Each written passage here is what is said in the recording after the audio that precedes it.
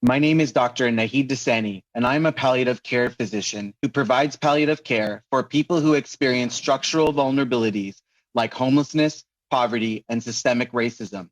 I'm the founder of the world's first mobile palliative care program focused on meeting the needs of people experiencing homelessness, the PEACH program, Palliative Education and Care for the Homeless in Toronto, Ontario.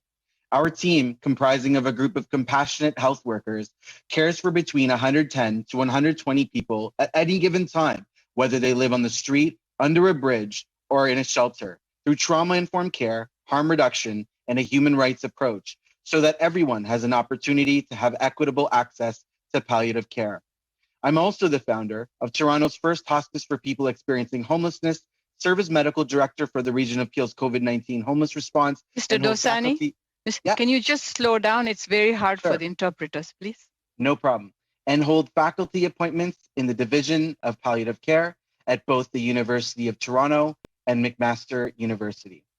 Given my understanding that Bill C-7 will likely pass in one form or another, today I'm here to convince you of three things.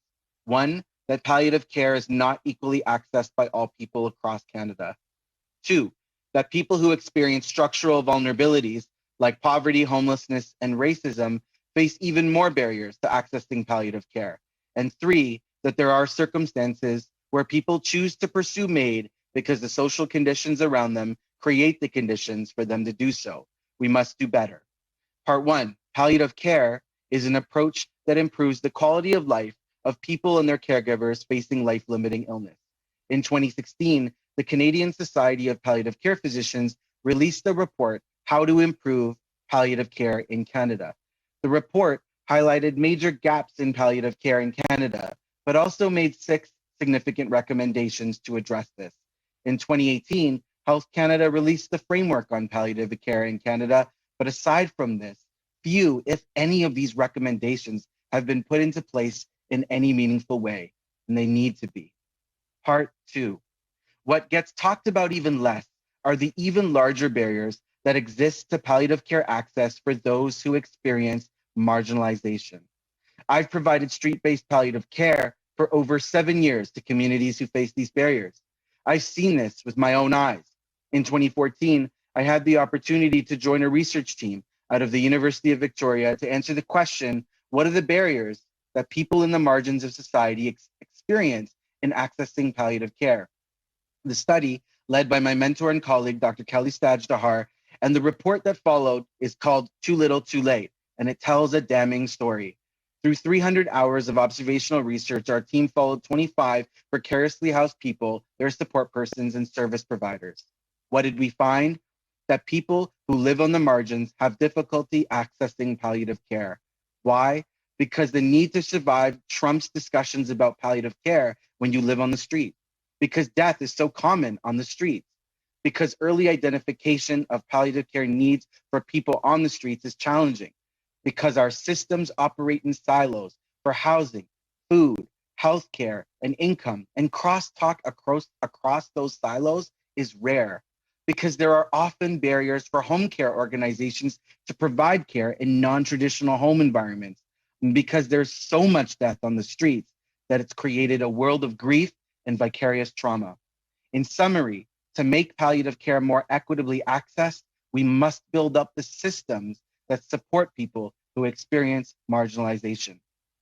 Part three, given that today's testimony is focused on Bill C-7 and MAID, let's talk about MAID. I work in the trenches, on the front lines of the homelessness crisis, the opioid overdose death crisis, and now the COVID-19 pandemic crisis. I work in a world where I can successfully arrange for MAID in 2 weeks in an organized and efficient fashion, but also a world where it takes years to get the people I care for into housing, months to get people income supports, and weeks to get the mental health and harm reduction supports if we're lucky. While I appreciate that these processes are not mutually exclusive and do not necessarily come from the same pool of resources, I find this morally distressing. I want to be clear. I've seen people who've pursued MAID because they experienced marginalization. Take Bob, not his real name, of course, a man in his 50s with multiple sclerosis and complex wounds who was referred to our palliative care service for pain management. Despite optimizing his pain and providing good wound care, he pursued MAID. Why? Because his progressive disease and complications of it led to an alcohol use disorder, which led to him losing housing, which led to him losing his family, and ultimately being alone. On the other hand, I've also witnessed how treating the social determinants of health can make a difference such that it can change the course of whether or not someone pursues MAID. Take Mary, not her real name, a woman in her 30s with untreated HIV. She was on the brink of AIDS. She did not want to take her HIV medications because she was on the streets, had a substance use disorder, and no healthcare team. She wanted to die through MAID, but after addressing her emotional and physical pain, helping her with housing, income, and wraparound supports, she changed her mind. She didn't want to die via MAID. She wanted to live because she had a better quality of life. In the discourse on MAID, I did not see the stories of Bob and Mary reflected. I'm told that based on current research, stories like Bob and Mary's are common. But how do we really know? Have we really conducted enough research to know about the experiences of those who live on the margins? Further to this, I worry that Bill C-7 will have a disproportionate impact on working class disabled people, people experiencing homelessness, poverty, and marginalization, people who can't afford their basic needs like food and shelter and medications, that without investing in ending the structures that create these situations, MAID may not be a fair choice for everyone. With 35,000 Canadians experiencing homelessness each night, I expect the same energy that's been put into passing MAID into our world and country, that we'll put that same energy into housing, scaling up harm reduction, implementing basic income, and pharmacare. On one hand, if you're making it easier for people to get MAID, you also have an obligation to ensure that people are not forced into vulnerable situations where they feel that they need to access MAID to escape these vulnerable situations. Thank you very much for hearing me out today.